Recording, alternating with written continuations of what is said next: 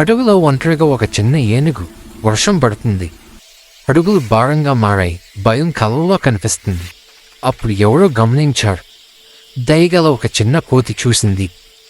కొంచెం నీరిచ్చింది. కొంచెం ప్రేమ చూపించింది. ఏడుపు ఆగిపోయింది. నిజంగా ఆ కోతి మనసు చాలా విశాలమైనది. ఇలాంటివి మరిన్ని మీ ముందుకు తీసుకురావడానికి ప్రయత్నిస్తాం. దయచేసి సబ్స్క్రైబ్ చేయండి ఫ్రెండ్స్.